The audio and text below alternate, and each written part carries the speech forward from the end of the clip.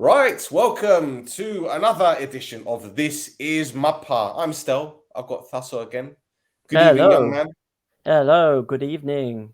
Good evening. How's your weekend, man? Alispera. Bonsoir. All that business. All of it, all that jazz. How's your weekend, man? Yeah. So it was all right. Got to see some football. Got to not see some football. Got to spend some time with the kids and the family. It's great. Great stuff. What about Lovely. yourself? Well, mate, do you know what? I'm same boat as you, really. But I'm not gonna lie to you. I was really looking forward to sitting down on a Sunday evening to watch the derby in Limassol.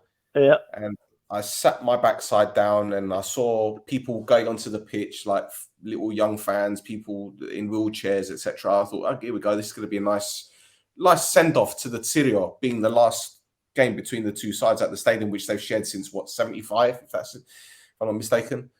And next thing I know, it's got to commercial break. I don't know what's going on. I'm checking on various news websites. There's been crowd trouble. Apollon supporters have been attacked with fireworks and bricks, and the game's been delayed. Again, I flick over to CableNet to watch the press conference of ANORTHOSIS. I flick back 10 minutes later, still nothing going on. Next thing I know, game done. Yeah. So, mate, I'll let you have the floor with this one to explain to the viewers what happened or what didn't happen, should I say? Yeah. What game didn't happen? But yeah, the title says another dark day for Cypriot football. Do you want to tell everyone what happened? Yeah. So, basically, the game was billed as a send off for the Tsirio because they're thinking that they're going to move into the Alphamera Stadium after this game. Hold fire on that, but anyway. Hold fire. I see what you did there. There you go, getting all the jokes in right at the beginning. But yeah, so and basically what happened as the Apollon players were warming up, the AL fans, so there's actually security footage from this. There's some AL fans, obviously with their hoods up and everything to not be able to see their faces, but on the CCTV cameras, you see them breaking concrete steps to chuck at the Apollon players as they were warming up. And part of that, they take the players off the pitch, they take the referee off the pitch, and take everyone off the pitch and kind of get everybody back inside while they try and figure out what's going on. And kind of there you go. There's them all meeting up there, having a little chat. But basically, between the lot of them, they decided that to cancel the game because they couldn't guarantee the safety of the players or the staff. So there's all kinds of thoughts on this. The decision, so they kind of everybody was kind of firefighting on all ends. Again, I've gone with the fire again. Sorry about that, but yeah. Everybody's kind of tried to cover their own asses. The police saying that we have a responsibility for the health and safety of everyone. We decided we gave them advice to stop the game. The CFA said kind of the same thing. Apollon obviously came out and said, well, we need to protect our players and our fans and our staff. So we weren't willing to come outside. And AL said, well, they didn't need to cancel the game because, look, when they announced they cancelled the game, everybody just left rather than causing a riot. I mean, ins and outs, basically, there was a lot of people that decided that they were going to, there you go, there's the footage of the AL fans breaking concrete off the stadium to chuck onto the pitch. But in essence, the fans got together and decided, well, we're not just going to do a send-off, we're going to demolish the stadium. And I say that as like half joking, but also that was in a letter that the police received a couple of days prior that this was what was going to happen. And kind of all together, kind of everybody, the situation kind of brought itself all together. And we ended up with what happened here and no game. Personally, I think it's funny that now that these two clubs are probably not going to play are going to play games now without any fans in a new stadium, which they built to have fans closer to the ground where the players are playing. There you go, nice bit of fire there. So they also threw Molotov cocktails. Some of them obviously set alight, some of them didn't. And then there was a bit more action happening outside the stadium as well. The thing is, mate, I'm not trying to be funny, and I'm not saying that this is okay, but it's kind of like the norm in Cyprus, isn't it? I'm not, to be honest, I wasn't surprised it happened. I think you knew that something was going to happen between these two clubs. Let's get it right. I think AEL's ultras have only just started going back to matches, haven't they? There was I don't know I can't remember how long they were away from matches, but this isn't the first time it's happened between these two teams. I think, was it last year or the year before, one set of fans charged the other set of fans clubhouse and they threw a Molotov cocktail in there. It's history, unbelievable. isn't it? I know. It's history. But the thing is, right, so there's a few people who think it's a conspiracy by the police as well, because obviously they knew something was going to happen, and rather than taking the specific measures to stop that from happening, they've kind of let it happen. So then now they've got the excuse to say, okay, no, we can't have away fans at stadiums no more. You need to sort this out. No away fans at stadiums anymore, kind of thing. Well, I know last Thursday, the police wrote to the Cypriot FA, GOP, asking them to ban 7 clubs from having away supporters. The 7 clubs were AEL, ANORTHOSIS, Apollon, APOEL, SALAMINA, OMONOIA, and who's the other one? There was another club, ANORTHOSIS. Right? No, you said ANORTHOSIS twice. Did I? So ANORTHOSIS, Apollon, APOEL, SALAMINA, OMONOIA. Who else?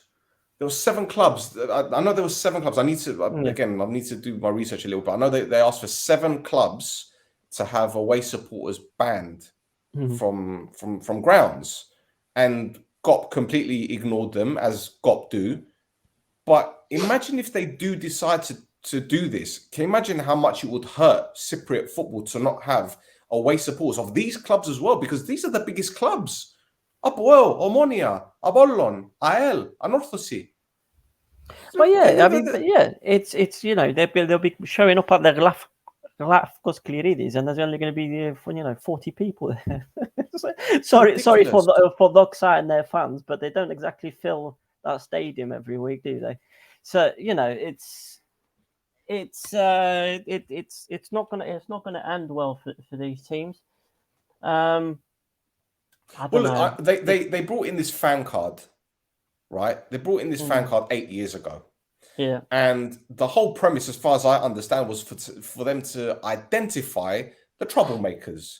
You couldn't purchase a match ticket without having the fan card. Yep. You had to present the fan card at the turnstiles. I was at the cup final last season, and I'll tell you what, no disrespect, there was this old lady, she must have been like late 60s, early 70s at the turnstile, barely looking at these things, because in Cyprus, it's like a family thing, man. This is the thing that when I talk to people about Cyprus in terms of the culture, in the UK, it's a huge country.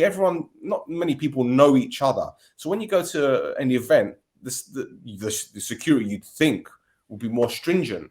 Yeah. But in Cyprus, it's like, oh, you can go. Even checking my COVID pass when I went out there was just like, here you go, oh, whatever, just go. And that's what they do out there. So can you imagine you got 1,000, 2,000 lads with ballies on, right? With a poor old woman or a middle-aged bloke that's just there to make a couple of quid so they can buy some tiara or be able to, I don't know, afford a game of tavli with their mates, so they can gamble a bit of money, buy some gunnes and some bira at the cafenio. Do you know what I mean? They're not gonna police the turnstiles like they should. So naturally, these lads, I won't be surprised if hardly ever have got fucking fan cards anyway.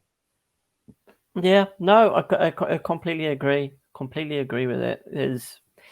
It's, I mean, IL basically came out and said that it was just the responsibility of the people at the stadium to make sure that these people didn't have balaclavas on like they're not supposed to, or that they've got their fan cards and whatever else like that.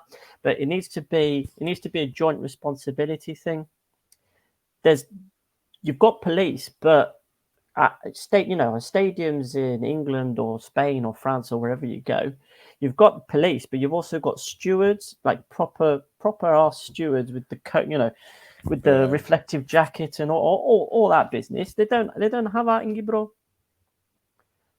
If they do, it's like you were saying, it's bedri down from the Gaffene, that's what it is. And the thing is, to be fair, how are you going to stop a group of say 20 lads with balaclavas on? How are you going to stop them and say, right, you got to take your balaclavas off? You can't do it because they ain't going to do it. And if there's going to be guys, there's going to be problems, there's going to be fights. And it's the clubs. Everyone's got a responsibility. The club's got a responsibility. The stadium officials have got a responsibility. The FA, the police have got a responsibility. But it's a vicious cycle because obviously clubs have to pay for the police to be there. Yeah, they get a police fee after every game, right? And if it's a big game, they're going to have to bring in more police, which means more money being spent. So what do? Do they take it on the chin and say, right, we're not going to have away supporters, but then it ruins the gate receipts? Or do they allow the away supporters but pay more for the police? In Cyprus, it's just like one of those mentalities. Why would we spend more money on police? They'll behave themselves. They'll be all right. It'll be fine. That's the mentality. But clearly, it ain't. Well, yeah, I mean, the easiest way to get clubs to kind of think more towards spending more on the police, say, or spending more on security measures, not just the police, is, you hit them where it hurts. So anytime that there's crowd trouble, they're like, oh, there's an ego fine. No, forget fines, forget banning fans out of the stadium. Hit the clubs with points deductions. Like, bam. You go, first time, but then 1 point, second time 3 points, third time 5 and 10. If it gets to a point, it's like, all right, well, that's it, relegated. Yeah. Because then it will make the problem they have though, and do you know what? I'm just going to say this, and I'm sure you'll agree with me. There have been many questionable decisions made over the years for most clubs in Cyprus. And you look at the Cypriot FA and you're thinking, how did you come to that decision? How did you decide that player is only going to get a 1-game ban? Or how did you decide that you're only going to fine this one 4,000 euros? How? And it all boils down to who you know. Because every club, or should I say most of the big clubs, have got friends or acquaintances at the Cypriot FA. And they've got them in their pocket. It's so blatant as well.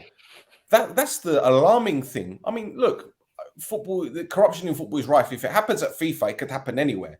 Yeah. But the thing is, it's so blatant in Cyprus. So if you're going to turn around and say, okay, well, if there's crowd trouble between APOEL and APOEL, for example, we're going to deduct both teams 6 points. Well, APOEL might only get 4 points because perhaps, conjecture, I'm not saying it happens, but maybe Kirzi might have a conversation with someone at the FA and say, look, Adere, I've lent you money in the past, or I've given you property in the past, or do you see what I mean? And they'll be like, okay, well, we'll make it down to 2 points. And you're thinking, what the fuck? And it happens, man. It happens. It does. I mean, we're trying to put it across that it's a modern game and whatever else, and we phased this out from what was going on in the 80s and the 90s, but no, it still happens. It just happens, a bit more slyly now than what it did before. I mean, Qatar got a World Cup. Well, this is it. And then America got a World Cup. Yeah, I mean, for me, it's no coincidence that the USA got the World Cup, the moment the FBI got involved. But anyway, that's another story for another time. But in terms of these two teams, they're talking about obviously it being replayed at the new stadium. part of me thinks neither club wanted this game to happen at the Tsirio. Well, it was a game that they were saying, oh, we're gonna, up to like what 3 weeks ago, they were saying, oh, it's gonna be the first game at the new stadium, and then at one point, Apollon put out a press release saying that we're not putting any pressure on the stadium to be open for the Apollon AL game, but it would be nice, there's a lot of people acting in this. There's a lot of things going on. There's a lot of handshakes and stuff going on in the background, that not many people are aware of. So, all we're doing is kind of just a conjecture right now. But we've got 4 or 5 different parties saying, some of them are saying the same stuff, others are saying different. Not pointing fingers at AL, but everybody else is kind of saying, it's something that needed taking care of, and it wasn't taken care of. Whether it was 2 days prior when the police received this handwritten letter that they got about demolition of the stadium, whether they weren't doing the security checks that they were supposed to, whether the stadium security people didn't do what they were supposed to, whether the teams themselves didn't do what they were supposed to. Yeah, it's things that happen. Regardless, right? We're talking about as well protection of the players playing the game. If you're banning away fans from the game, it doesn't stop the home fans from attacking the away players, does it? No, not at all. But it also doesn't stop the away fans from just turning up anyway for a fight. Yep, just outside the stadium. Doesn't stop them. But I'll tell you what, do you remember, I think it might have been this time last year, if I'm not mistaken, Apollon was supposed to play ARIS at the Tsirio. And that game almost didn't happen because they couldn't find a company to insure the stadium because of how decrepit it is. Can you imagine the insurer now? Can you imagine? Yeah, well, he's going to have to pay out, isn't he? But there's. I don't want to use the term insurance job. Yeah, 3 plastic bins on fire, But well, look, let's get it right. It happened earlier on in the season, not as bad though, with Apollon and APOEL fans fighting on the running track. Yeah. So if it's that easy for them to get on that fucking running track, imagine how easy it will be to get on the pitch at that new stadium. Well, yeah, exactly. It's kind of a little bit scary, especially considering all 3 of the teams in Limassol were like, yeah, we need to keep this stadium and look after it and make sure we leave it in the same condition that we've taken it. And you're looking at how they looked after the Tsirio. I mean, there's not much more you can say other than just shrug, right? There's but it's not just here though. But like you were saying about ganging up and stuff like that, it was what happened with AEK versus Salamina at one point this season as well. I saw a couple of weeks ago they had a guy, they had a court case with a guy, and he's not allowed to go to any Salamina games.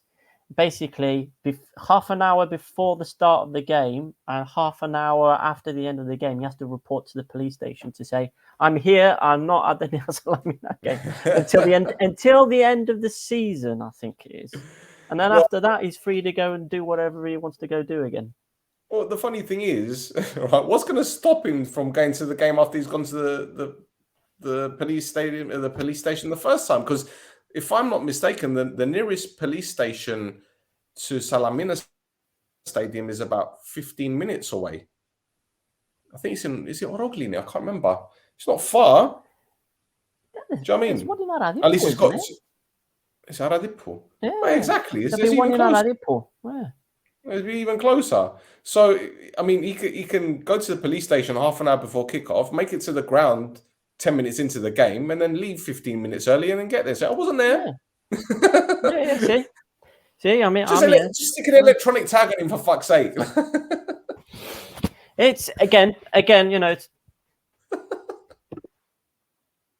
This is Cyprus. This is Mappa. Exactly. But yeah, all right. Shall we move on? Yeah, let's talk about more fun things. Okay, let's talk about more fun things. Let's talk about DOXA's victory then. A 2-0 victory over AKRITAS. AKRITAS are now bottom of the league. They were second from last before this game, but now they slipped to bottom, and we'll tell you guys why in a moment. But a good win for DOXA. A win that I guess that was on the card because AKRITAS have been a bit poo lately. Yeah. I know they didn't they win last week actually. Yeah, they beat PARALIMNI, didn't they? They won. But yeah, apart from that, they had 3 losses on the bounce. But yeah, talk to us about this one, Philip. Well, I mean, there's not much. I mean, the DOXA needed the result because they've been rubbish this season. They've been a lot worse than you would normally put them. And it's a shame because they're in a new stadium. They've completely redone it. They're now in Beristero now, which is a lot closer to where their home would have been otherwise than the Magario. But it's hopefully they kick on now because we wouldn't expect DOXA to be going as poorly as they have done. I guess their manager stays in a job for another week. I was saying that if he didn't get a result here, it'd be the next one out the revolving door. That is the Cyprus managerial office. All these managers are. You've been here 3 months. Off you go. Next one, please. Thing. So yeah, they needed it and they got it, which is good for them. Kind of on the AKRITAS side. Neil Lennon, I guess, is putting on his tracksuit. He's got a fresh trim on. And walk into a new press conference. Fresh trim. as fresh as it's going to get, Walk into a press conference with a bottle of Gel, no doubt. Exactly. Mispronouncing players' names. My goodness. I remember when he had that press conference at OMONOIA and he was calling Hambos Hombas, which is fucking brilliant. He can't pronounce AKRITAS. Oh, my God. Chloraga. Can you imagine him trying to say Chloraga? Well, bro, two things very quickly. DOXA, they've gone from the Magario Stadium to the Gliridi Stadium, right? Yeah, exactly. Yeah, two different political side of things as well, right? Yeah. Which is the interesting thing. But there's a player that scored, which we've just seen, Sadiq, right? Yeah. This player, I'll tell you what, he must be one of the most underrated players I've ever seen in the Protathlima, right? At DOXA, right, he's been there since 2017. In 121 games, he scored 64 goals. That's almost a goal every 2 games, man. Yeah, and this is a team that has been. This team flirts with relegation every season. Yeah, exactly. He seems to know how to. He seems to know where the net is. But this season, actually, he's not been that prolific this season. I think this is 3 only goals. 12, this is his 3rd goal. So he's not doing so well this season. But yeah, he always hits he's always there or thereabouts in scoring charts. So he got 13 goals last season in 27 games. Yeah. So. It tells you, doesn't it? They found him, and he seems to like it. He seems to like it there. So yeah, good on him. Well, he joined from, was it PARALIMNI? He joined them from, if I'm not mistaken. No, you're gone past my. PARALIMNI, it was PARALIMNI in 2018, and before that he was at ANORTHOSIS. Yeah, so he knows the league as well. The guy's how old is he now? 30. He's getting on. 36. He's 36. He's getting on. But to be honest, his CV is pretty decent. He's played for Armenia Bielefeld. He's played obviously for ANORTHOSIS. Yeah, so he's played for Bielefeld in Germany. He played for Helsinki. He played in Switzerland. Played for Gymnastic in Spain. Like he's you look at him and you're thinking he's a big, strong, burly player, but he can play as well, man. Yeah, no, he's really good. He's really good. He's done. He's got the numbers. I mean, he hasn't got the numbers for ANORTHOSIS really. I'm just looking here. He's got 9 appearances for him, so no goals. So he didn't do that well there. But before that, he was at DOXA. So he's been at DOXA twice. I'm just looking at it now. So he was there from 2017 to 2019, and then he rejoined in 2020, and has been there ever since. So, you know, he's got numbers. Like he seems to have scored in most places he's been. He just gets on with it quietly, doesn't he? That's the kind of player. That's the kind of player you want. Yeah, he's the kind of player that will keep them up. Yeah, exactly. And I think that's the kind of player that someone that Olympiakos could do with, someone that can get them goals, because they've been struggling. But that's all about Olympiakos now, because this is a team that this for me has got to be shock of the season so far. Yeah, Buffer faced Olympiakos top against bottom, free scoring Buffer against Olympiakos, who's leading goal scorer, has got 3 goals, all of them penalties. And you're thinking this is going to be 5 or 6-0. And to be honest, Buffer will be kicking themselves first half, because they could have been 5 or 6-0 up. They really could have. They really could have. I tell you what, Mal probably saw my reaction from all this. Well, he wasn't going to the My Mall, was he? Oh my God! What he did last week, I think, shocked him awake. And you know, he showed up. He showed up for this game. He was in for it. He wanted to put a performance in, and he did. He really did. I mean, both the goals were from, you know, not great. This one was disallowed. But both goals, both defensive mistakes. Yeah, exactly. Once we get to them, but I mean, I'm not sure what's going on in most defenders' heads, to tell you the truth, in the Protathlima. I don't know where these decisions are coming from. Kind of at the time, it's so weird, but Olympiakos kind of they'll do their confidence all kinds of good to get a result like this. Whilst on the other side, Bafo. Is there going to be cracks? Is there going to be cracks in that wall?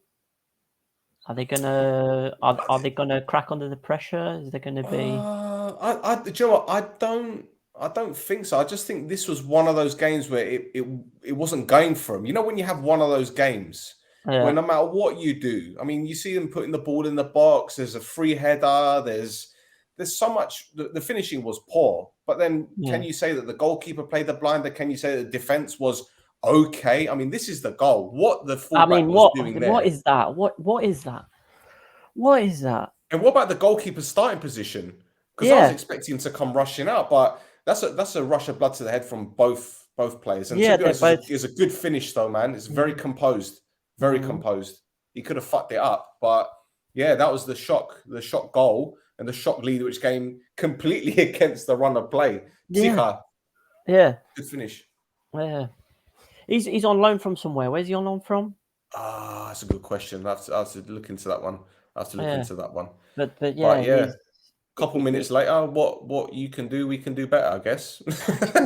Olympiakos. I mean, kind of when you see it from the different angle here, you can kind of see kind of how soaked the pitch is. So I'm guessing he was going for a back pass to the keeper, but didn't play it hard enough, and the ball basically got stuck in the water.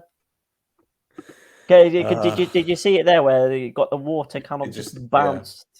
Like, well, they do that a lot in Cyprus. They water it 15-20 minutes before the game, and then they water it at half time, and you're thinking, well, this is going to happen, isn't it? Yeah. I mean, it makes sense, because you know they do it all over the place. But I think they overdo it.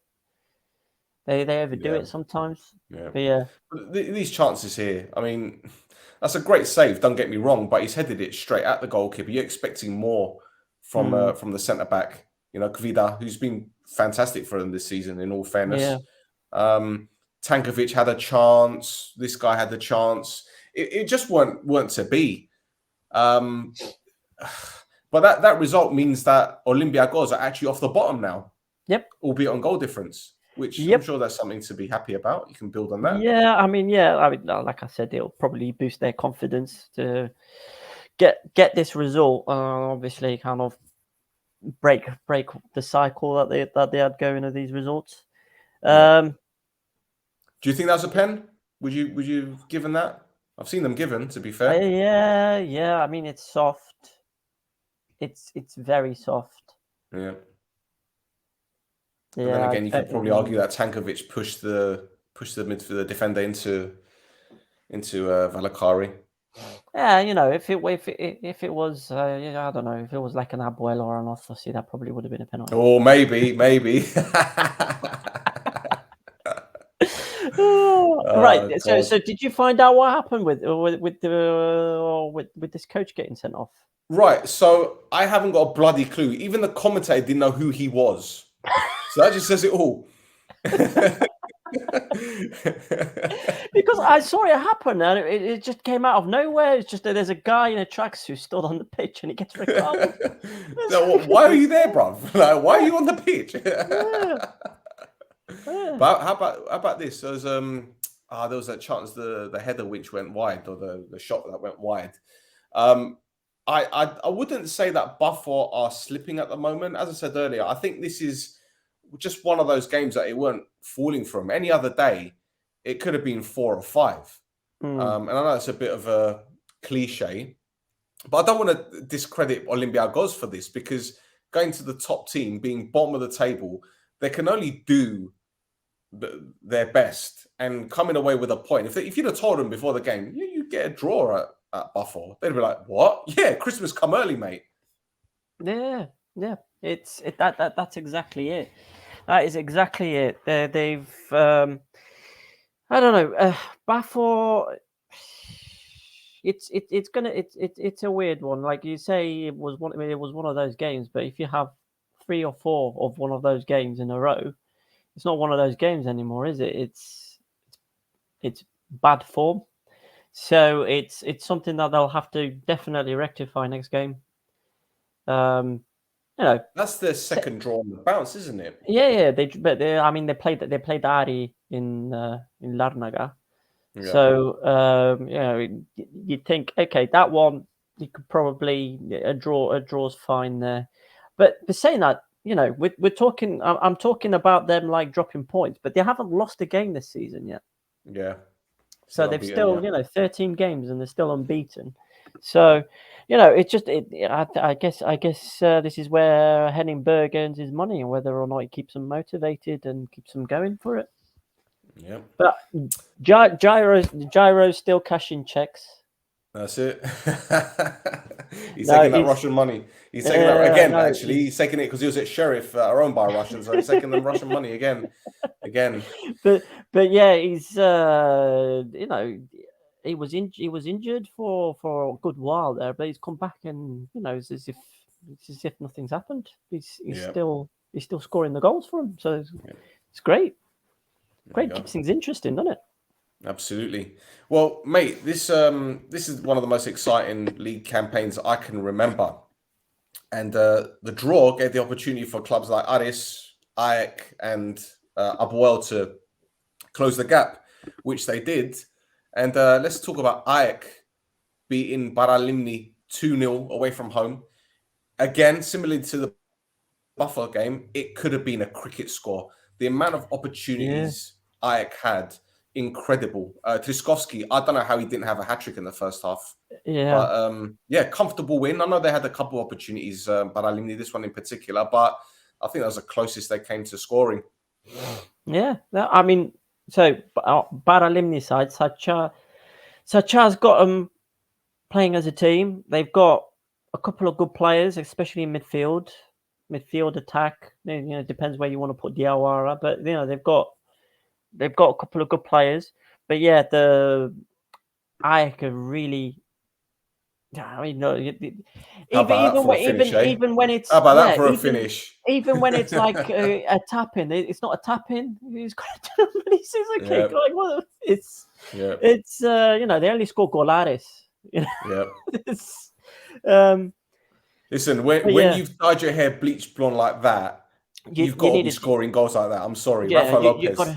You gotta, you know, if you're making statements, you gotta make a statement, don't you? Will the real Rafa Lopez please stand up? Well, you know. Oh dear. But yeah, they're but AEK a really exciting team to watch. You know, we spoke about what Ultra's doing that maybe was different from last season, but he's not gotten playing much more differently from last season. Like I said last week, he's just got a formula. He's kept the winning formula, and then you know he's going to try and get them, you know, that one step further that they need to go to make it. You know, there's the kind of the top four now. There's only 3 points between those teams now, and you know AEK is right in the middle of it. So yeah, that's right. Yeah. So yeah, they're on 28 points, and Buff are on 31.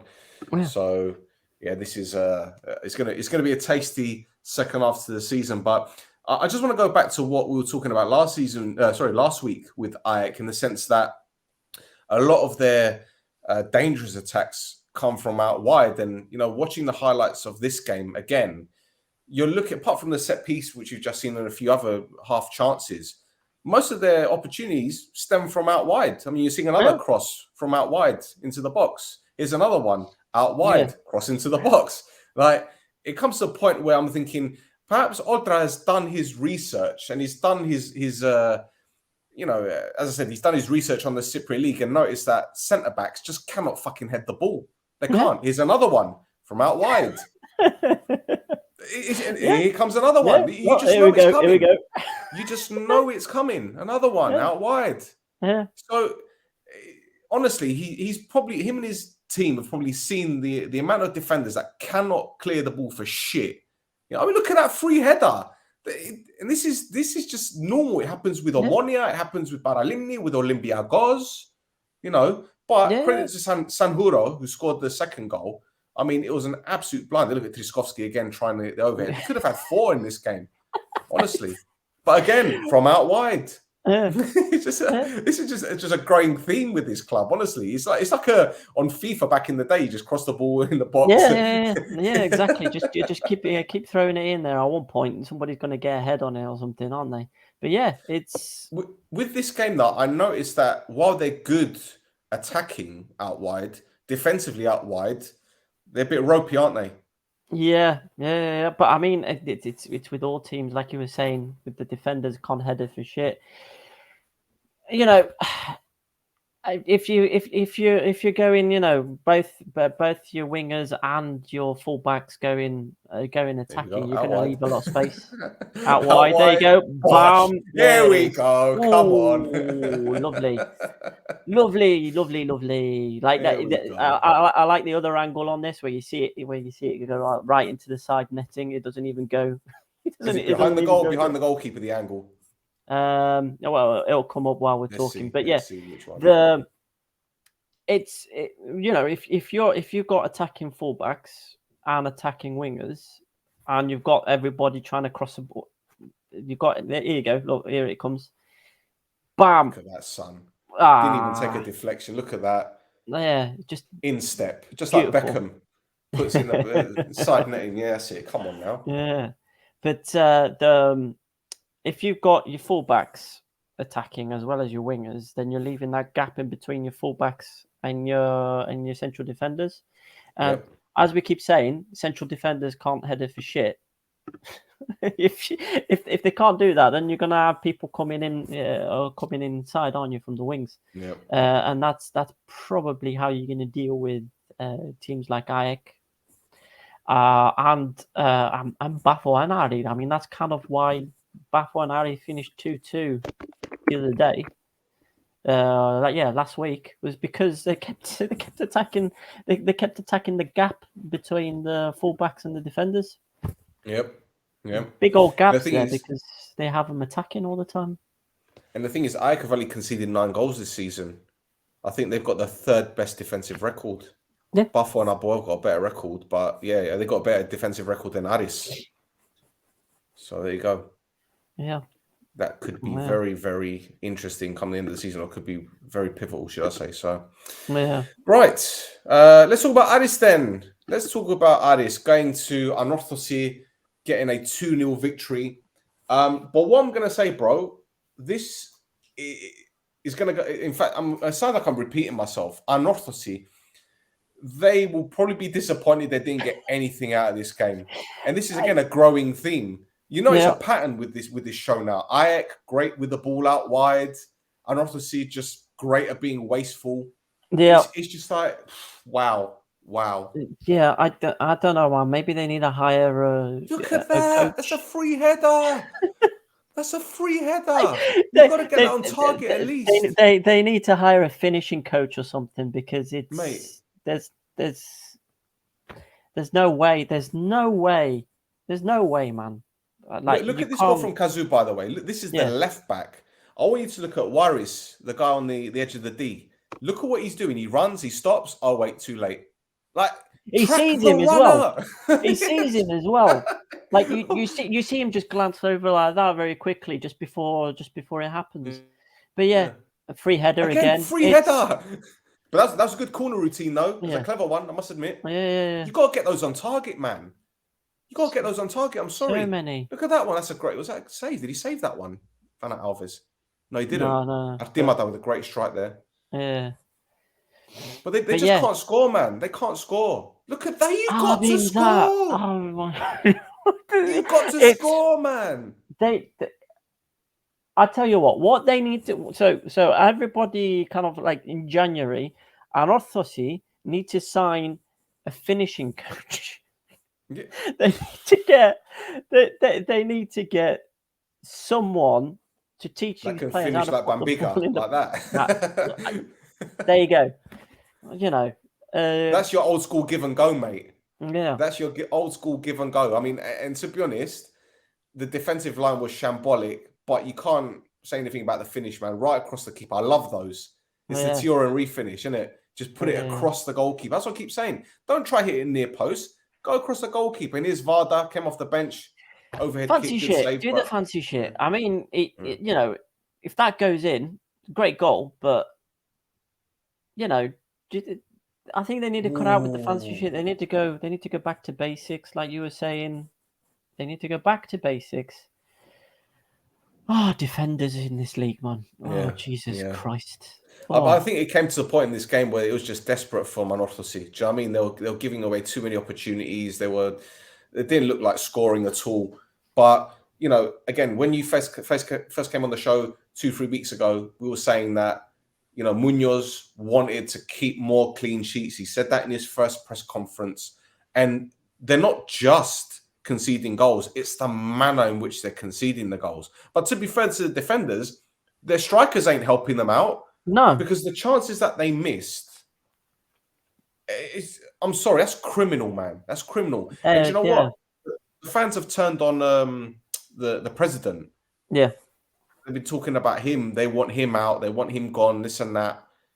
Do you know much about that situation? I don't really know that many. I've been trying to keep up with things going on there. So there's been all kinds of talk all the way through the season so far about how the team's been mismanaged kind of from the top, and that's the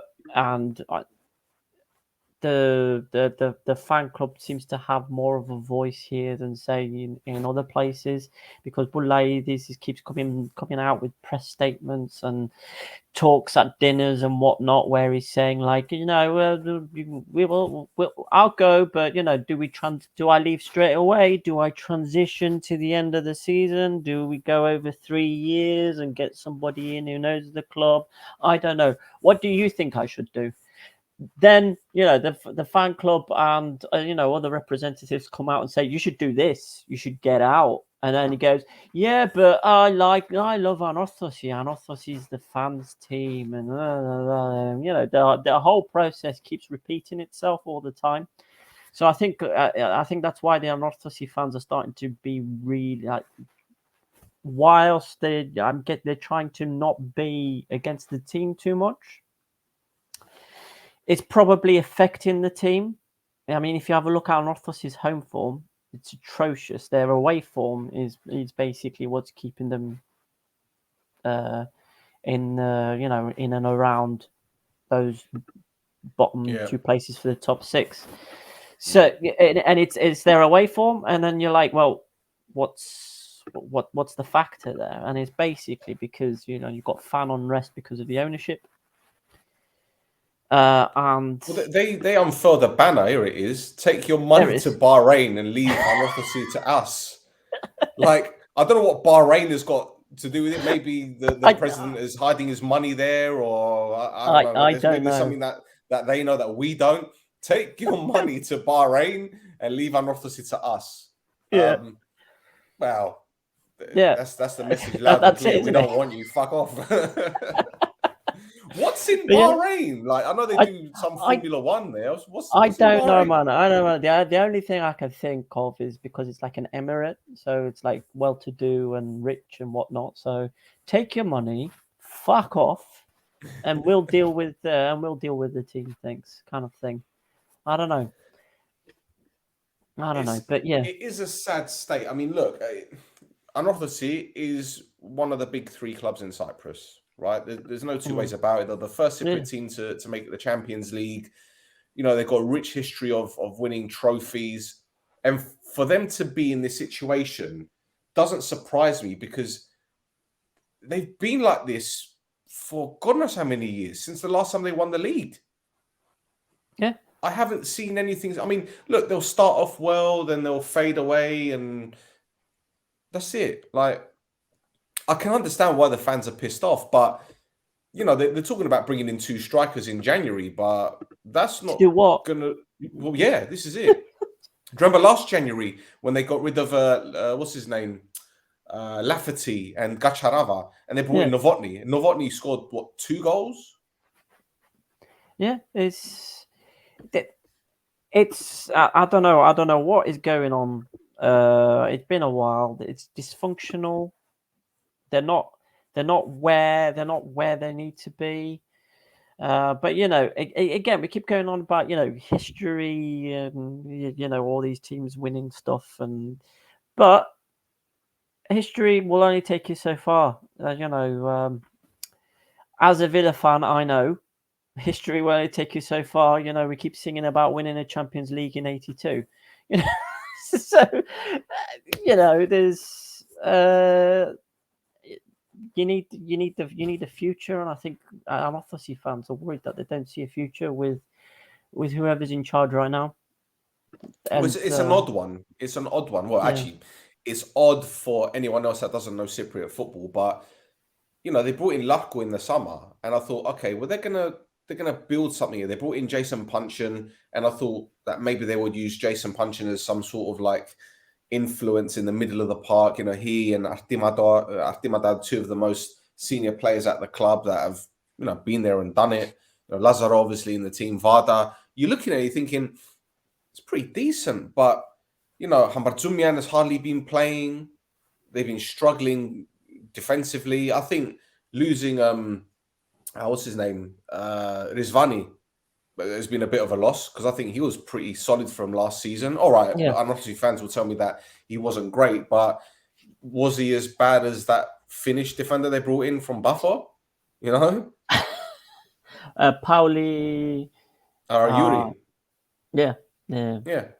Was he worse than him? I don't think so. Correa, what's happening to him? It's beggars belief. Honestly, it's beggars belief. But only they can fix it. And I'm pretty sure that while the president is getting the brunt of the stick and the blame, something happened with WARDA as well. Shall we bring that one up? Yeah. I mean, again, I'd like to see it again. I don't know exactly what's happened. I'm gonna bring it up. I don't know if you can, if there's any sound for our viewers, but.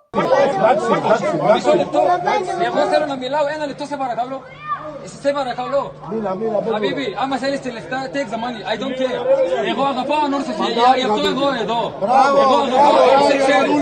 بافوس اريس لما سلكاني بيو لفتا ديتلو لفتا غفا نورسس τους κάνεις που αυκάλο. Χαμπιμπί. όχι εγώ غفا نورسس دينيسي انورثوسي دينيسي انورثوسي حبيبي مو دينيسي انورثوسي دينيسي انورثوسي Sí, ela sí παίξει μπάλα. That's very interesting. Very interesting. Now, for the benefit of the viewers that don't speak Greek, WARDA's come off the pitch after defeat. And it's not the first time WARDA has approached fans. He did it a few weeks ago as well. He went in the stand and spoke to a couple of fans. And as he's coming off the pitch, he's been heckled by some supporters who are clearly irate. And he said, look, it's not about the money. You can keep the money. I love this club. He then went on to say Mappa and ARIS have more money and they can pay more money. To which the fan then replied, why were you talking to Apollon? Which is news to me. And it's news to the person that I reported to that knows WARDA personally. So I don't know where, again, these stories come from. And then WARDA basically turned around to the fan and said, you're not a proper ANORTHOSIS fan. You're not, you come and play football then if you're that good. It's a bizarre exchange of words. A lot was said in a short period of time, but clearly the fans are upset. They're taking it out on WARDA. And look, whether WARDA should be talking to fans like that, that's his opinion. It's his choice to do it. I think he's done it too many times now.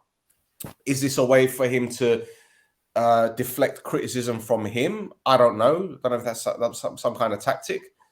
But should a player be doing that? I mean, it's not the first time, as I said, it's not the first time he's done it this season. He's done it before. Man, I don't know, man. I don't know.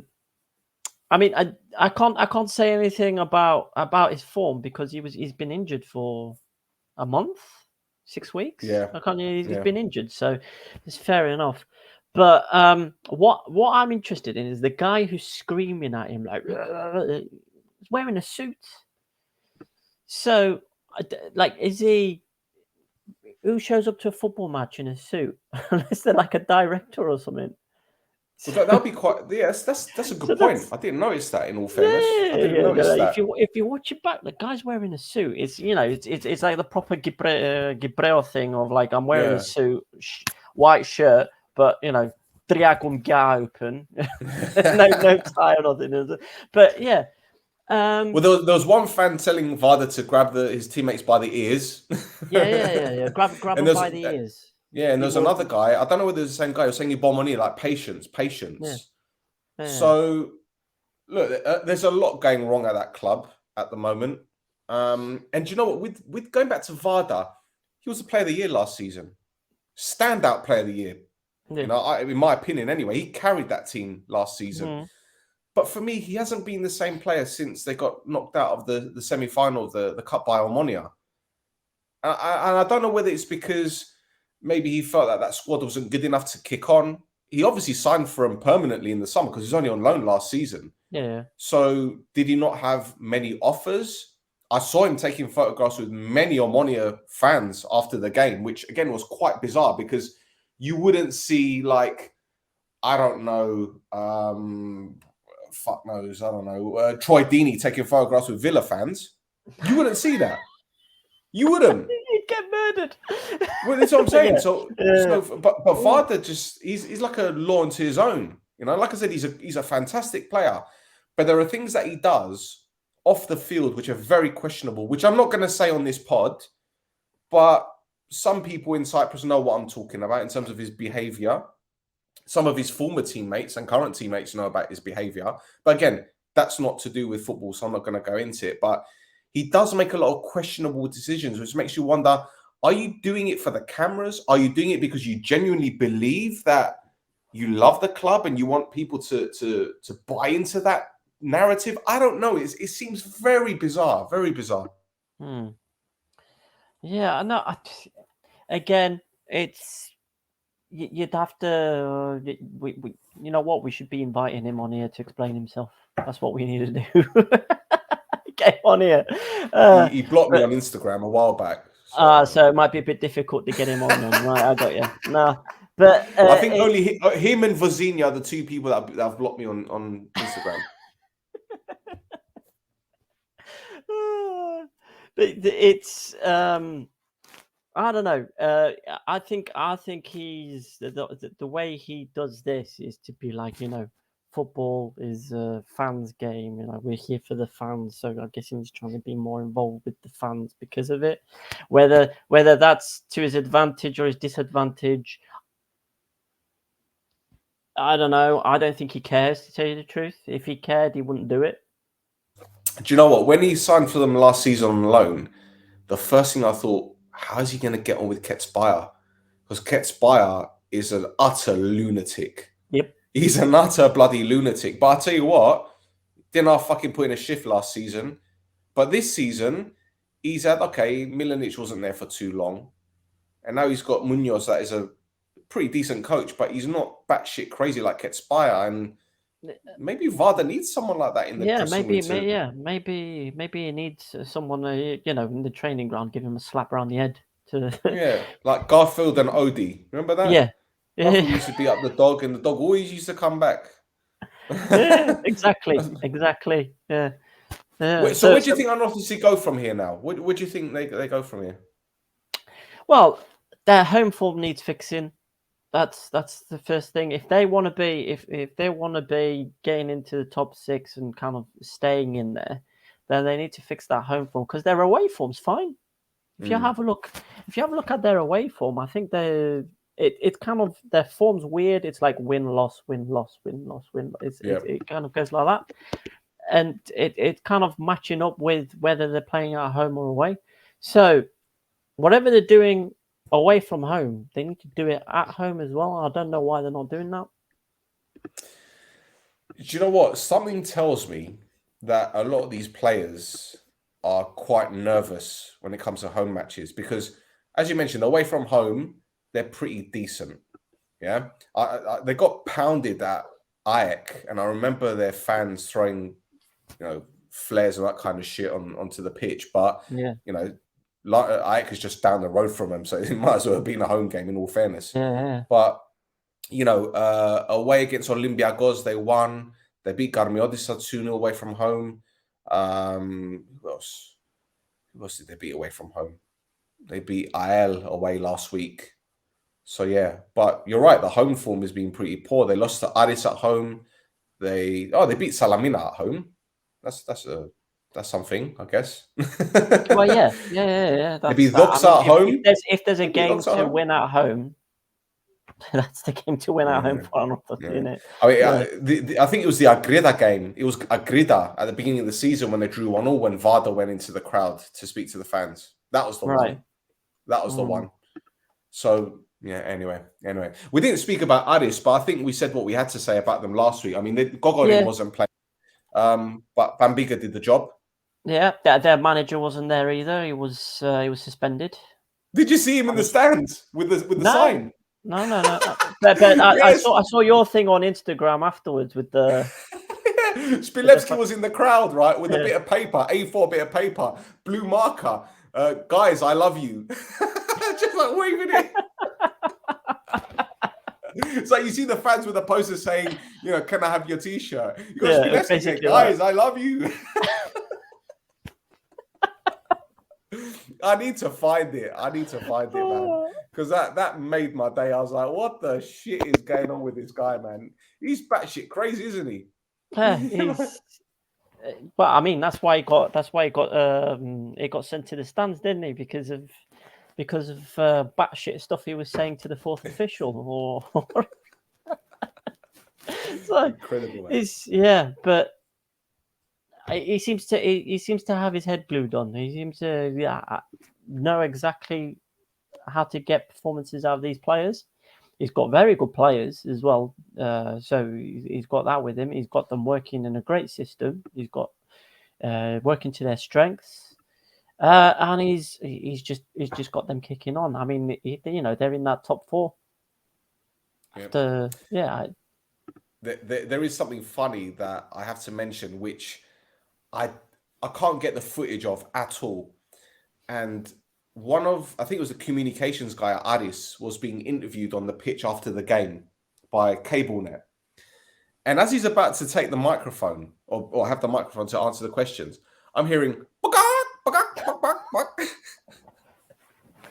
right? And I found out that it was what's his name? Sikorsky making those noises, right? Just making chicken noises in the background. Now, for those of you who don't know, ANORTHOSIS' nickname by many clubs is the goddess, the chickens. So that could be why he did it. Now, I don't know whether that's for sure. I don't know. Maybe it could just be coincidence. But why the fuck? Like, they're doing their warm down session, right? Their warm down session. And it's because he's going, I'm like, did I just hear this? Like, and I spoke to my mate who works at the station. And he said, yeah. It was, I need to get this footage, though. I need it. It's brilliant.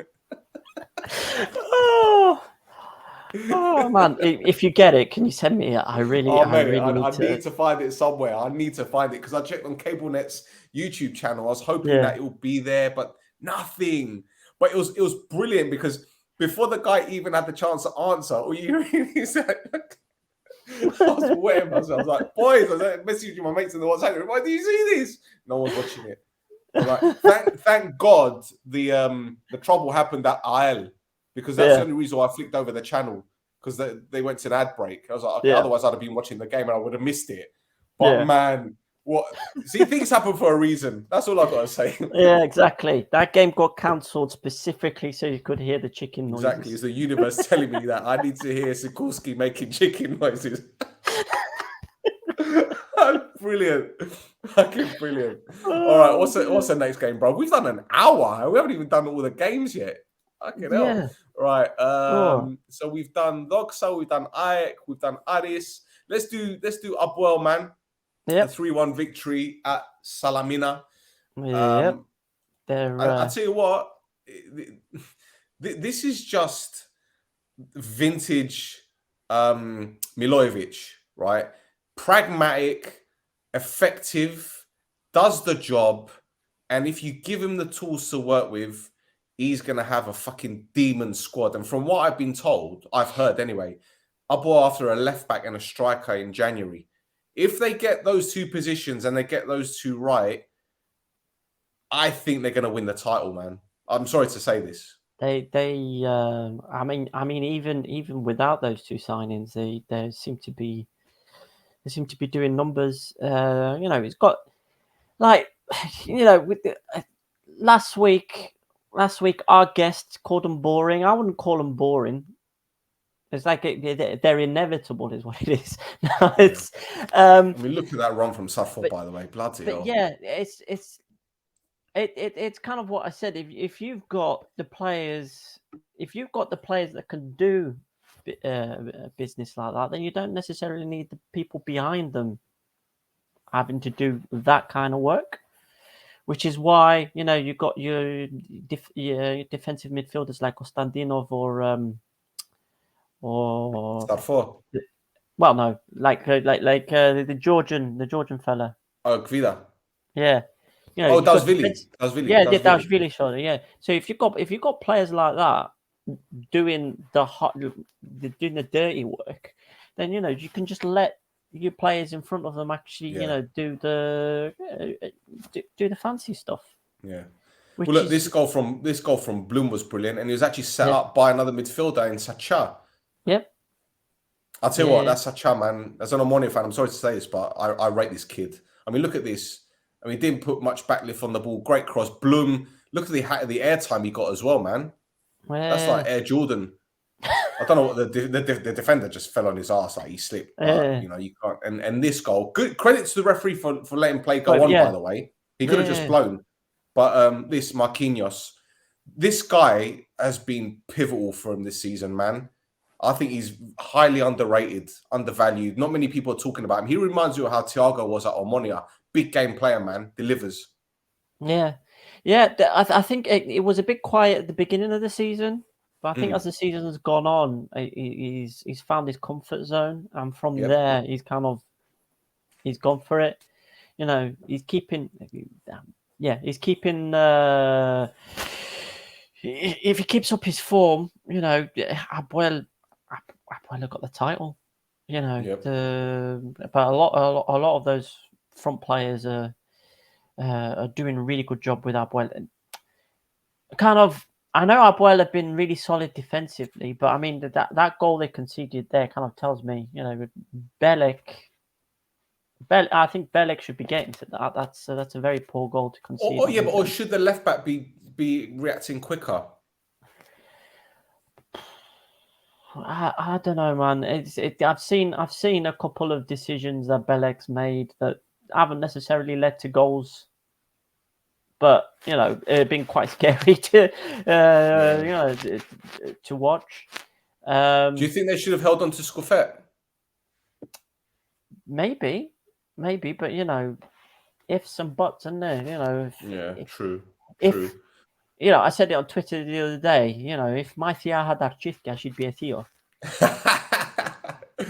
Well, look, your mate got the third and final goal. Kostadinov. He's another player that, you know what, at the end of the season, when they're talking about team of the year, he'll be there, centre mid, I think. Yeah, he's solid. He's a solid player. I repeated myself a couple of times now, but he's the kind of player that APOEL were missing. So kind of when their form kind of fell off last season, you know, they needed somebody kind of like enforcer, kind of just to keep everybody in place. Yep. And they've got that now. So kind of they're where they are for a reason. That reason he's like the Nemanja Matic of APOEL, isn't he? Yeah, exactly. Very good on the ball. But yeah, a lot of the players that they brought in over the last, not just the summer, but last winter as well, have been kind of not ripened, but you know what I mean. Yeah. They're coming of age. Yeah, they're coming exactly. No, they're coming of age. They're used to kind of the expectations that are there with all the fans that are there.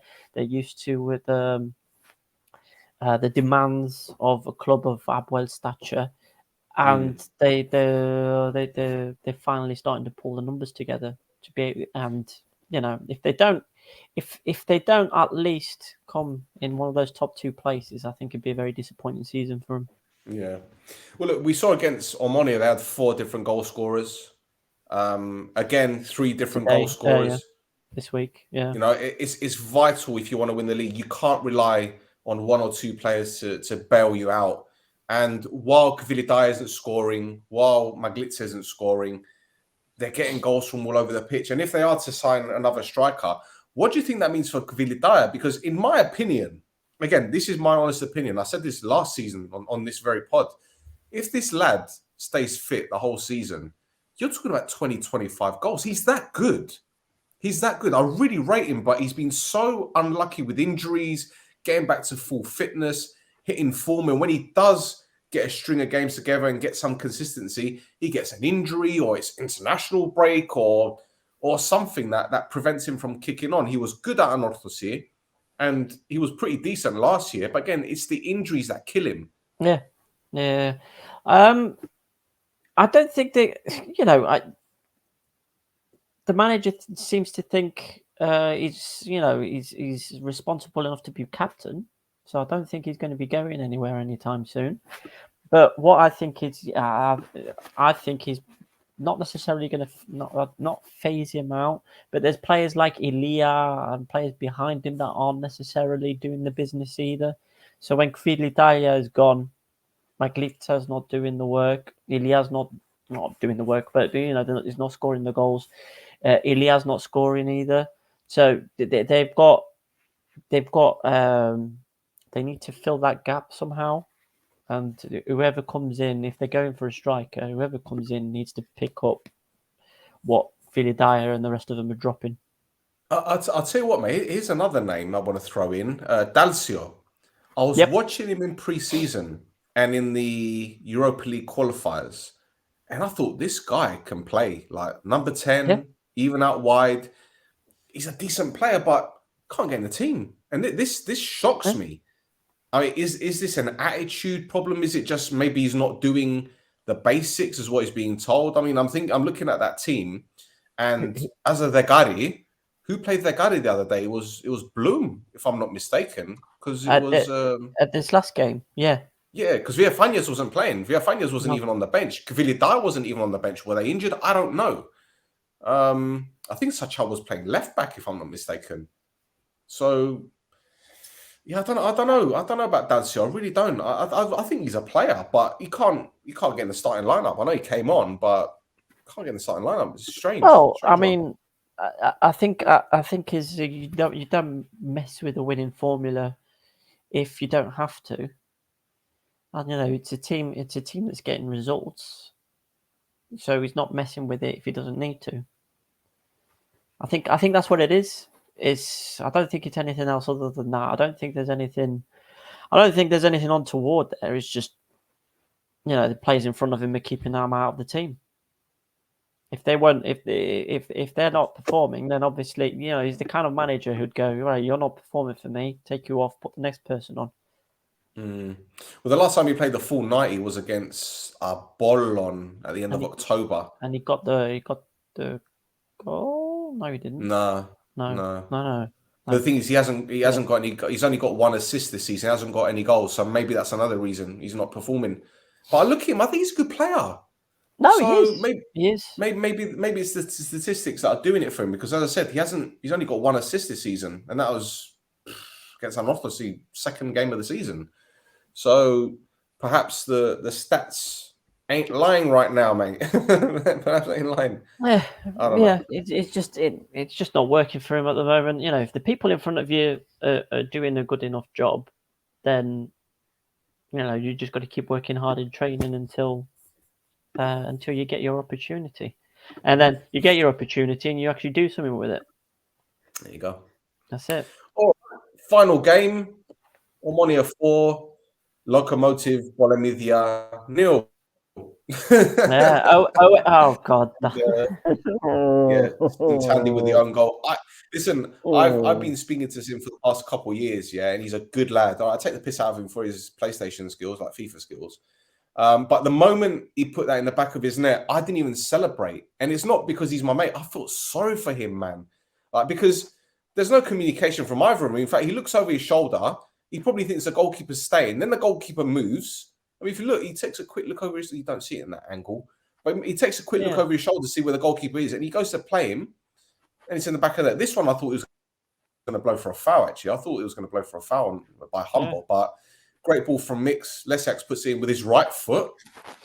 I'm pretty chuffed with that because Lesiaks has been off the boil for about a year now. So that performance against KARMIOTISSA, I should say, Lokomotiv Bolemidia, was quite surprising. It was one that was needed. Yeah. So, yeah, what did you make of the game anyway, from what you saw, the highlights? Well, yeah, they didn't really come out of third gear, did they? I watched the first half, and there was a lot of passing, trying to keep possession of the ball.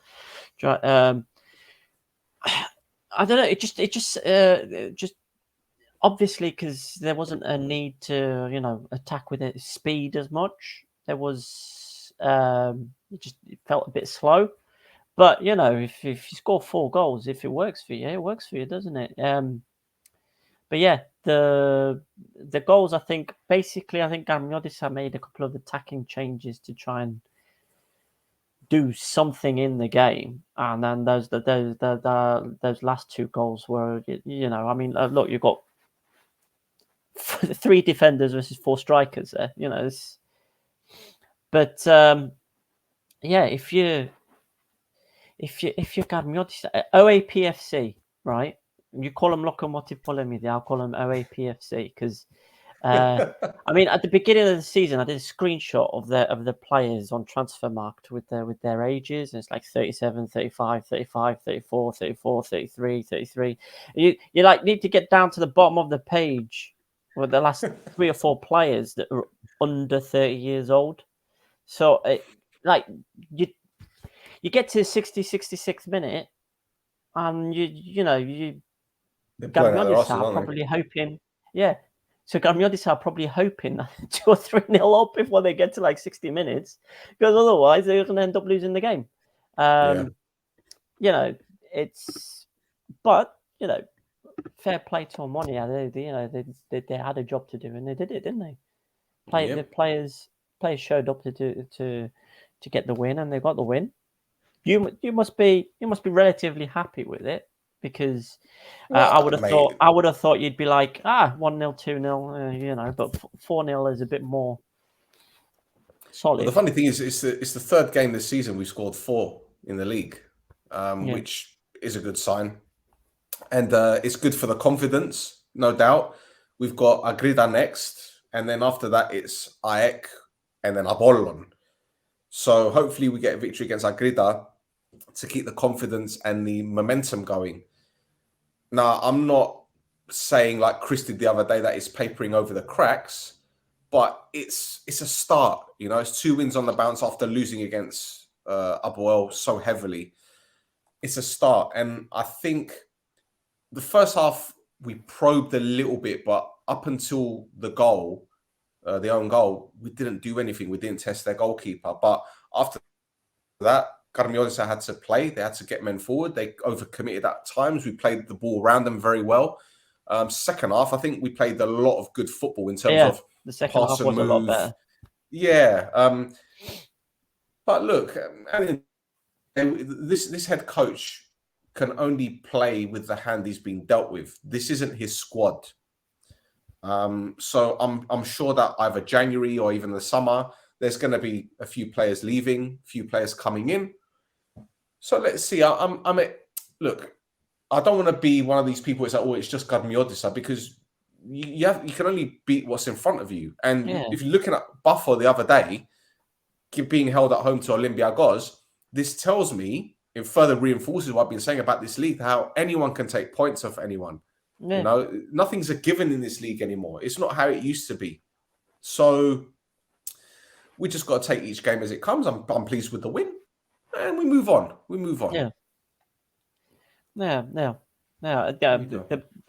It's just me. I'm disappointed for the goalkeeper, because I've been for the last 5 or 6 weeks.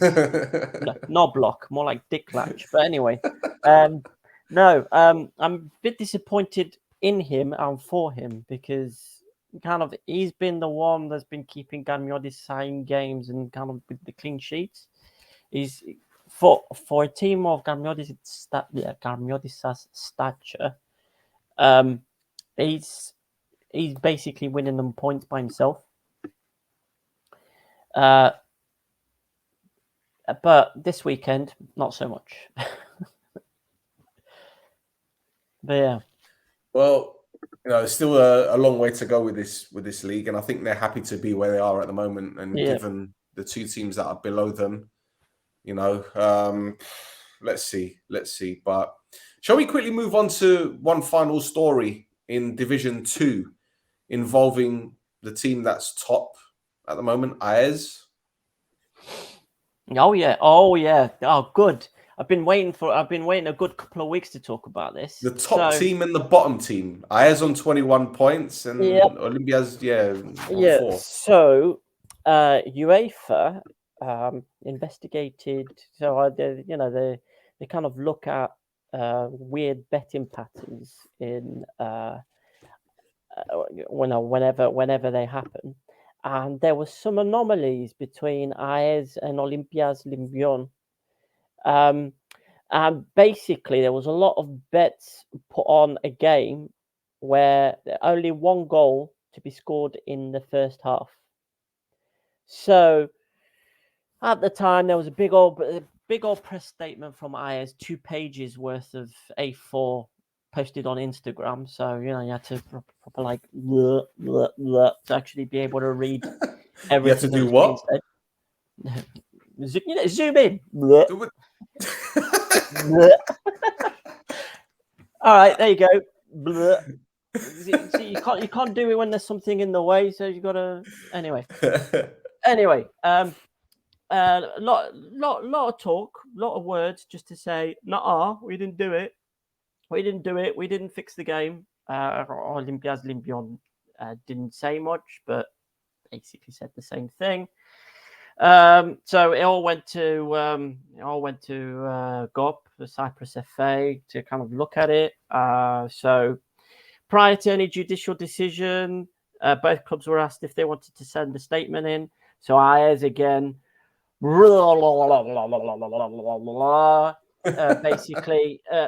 basically claiming innocence and saying that the envelope, it's a red envelope, they call it, doesn't count because because in the envelope they also make reference to at least 2 goals being scored in the first half. And then the ARIS lawyers basically went and said, yeah, here's some more data on other bets placed on the game. They've got nothing to do with this specific one. Oh my God. Which basically is like, anyway, Olympia's lawyers were a bit more measured, saying that they weren't involved. And because UEFA can't specify culpability, it's unfair to punish them.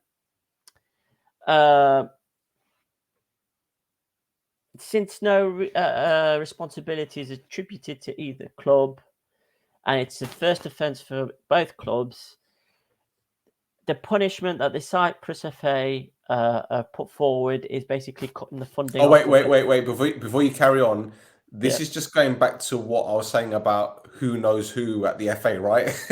Exactly. But no. So the good thing is Conjecture, allegedly. Yeah. The good thing is the Dicasti had the Cyprus FA lawyer basically had 4 pages of just Greek legalese, which, I mean, everybody has read some kind of terms and conditions and bollocks that they don't necessarily need to deal with normally, like in English or in any language. So you've got Greek, right? You've got us, because we're Gibrei, like Greek. Normally, we're kind of like, I don't know about you, but when I read it, I'm normally like going, because I want to be saying like skim reading it. Yeah, I want to be like Jeb or Jeeb or that, you know, all that stuff. Added complication is it's all in Greek legalese. So it's like it's all these like words with 14, 15 syllables and words you'd never heard of before, you know, that haven't been written since the day of Irodo, you know. It's crazy. But anyway, I went through it, and the guy in one of the pages had like a breakdown of how the punishment works. So if it's your first time offence, then you get your funding cut off for the rest of the season. If it's a second time, it's a 3-point deduction and a €5,000 fine. Third time, 6-point deduction and a 10k fine. Fourth time, automatic relegation and a 20k fine. And fifth time is expulsion from the league system for 5 years and a 50k fine. Now, on top of that, there's like there's like a little star, like little condition. asterisk, yeah. Yeah, little asterisk saying that these punishments only count for teams that aren't in the first division. Oh, that aren't in the first division. Yep. Okay, right. Now, I don't know if that's because teams in the first division don't get funding from GOP to operate, because in theory they can operate without it because they're in the first division, or if it's because it happens so frequently in the second division they want to stamp it out. Yeah, you know. Don't worry about it. Yeah. You know, especially with what I didn't want to say that. Yeah, but especially what came out with Florescu, what came out with George Florescu regarding APOEL versus OMONOIA as well the other week. Yeah. So Shall we discuss that, or is that another thing that we should really I mean, touch on when more it's in the same to... thing, but we Yeah. can discuss it a bit more later. Same thing. He's basically just come out and said, like 6 years ago when I was playing for OMONOIA, an intermediary for APOEL offered him money to not perform during the derby. Now, there's questions to be asked, like why come out and say it now? Why not say it at the time? Why are you coming forward specifically now for that kind of thing? There's all kinds of stuff that'll probably, the situation will probably evolve. You know, if we leave it 2 more weeks and probably hear like 4 other players come forward, or 4 other players kind of go like, nah, he took money from all kinds of people. You know, we don't know. We don't know. Yeah. Again. Yep. But yeah. Start with bitter, end with bitter, you know. But hey, listen, there's never a dull moment with Cypriot football. Really isn't. I've never done a podcast on about This Is Mappa. I've never done a Cypriot football podcast where we've just said, "Oh, it's been pretty calm. Nothing to report."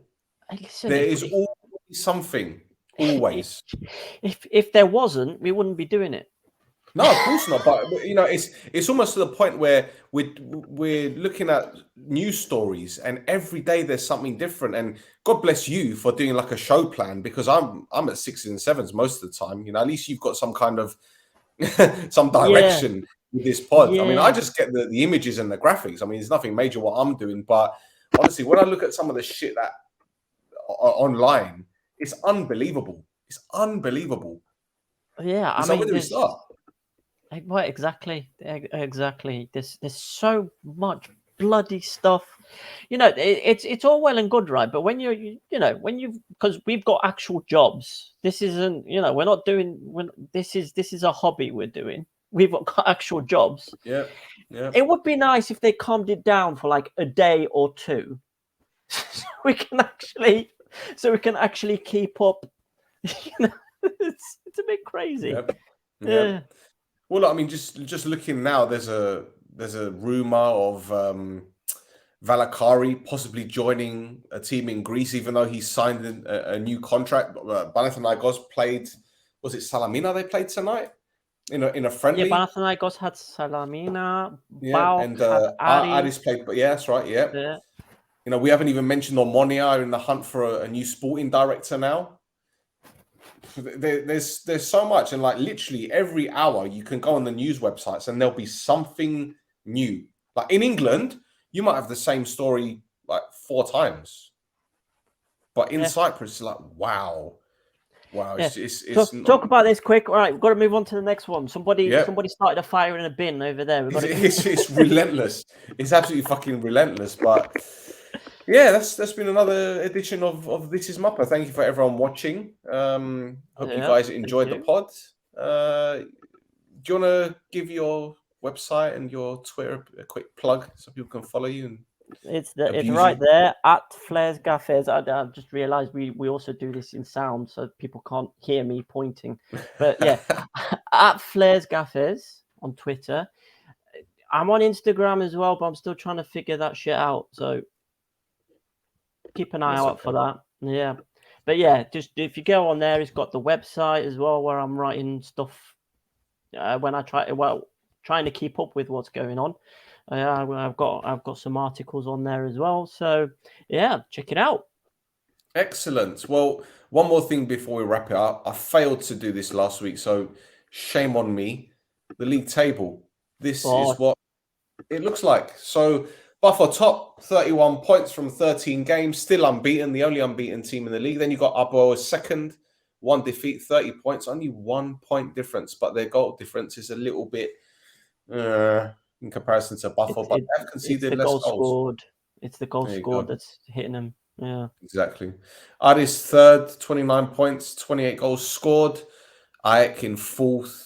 APOEL on fifth. OMONOIA, my lot, we're up to 6th in the table. Come on now. ANORTHOSIS 7th. SALAMINA, KARMIOTISSA, AL are in trouble, man. They're in deep on and off the field. Oh, imagine if they get points deducted as well. Oh God! Imagine if you were someone that thought they were going to win the league. My goodness! how I much know, you- right? Oh I wait, sorry. I know. Ooh. Oh God! Oh. Olympiakos and AKRITAS bottom, but yeah, this is going to be a fun next few months of the season. I think they're going to break for Christmas, aren't they? Like they normally do. Yeah. I think they've got some. I think the last game is on the 23rd. 23rd. There you go. I think and it's a 2-week break or something. Yeah. Like Yeah. that. Good. Hopefully it's like a 2-week break where I can breathe a little bit as well. Well, we'll see. No, in transfer rumors, it probably won't. No. Nah, it's gonna be like the Alamo. It's gonna be like the Alamo. I'm telling you. You know, APOEL are gonna need players. OMONOIA are gonna need players. Everyone's gonna need players. KARMIOTISSA will probably sign a whole heap of fucking 50-year-olds. You never know. You never know. There you go. Yeah. So that's it, boys and girls. Thank you for tuning in. We'll be back again next week. Buff play APOEL in the big one. So could be fireworks. So that's it, boys and girls. Good night. Goodbye.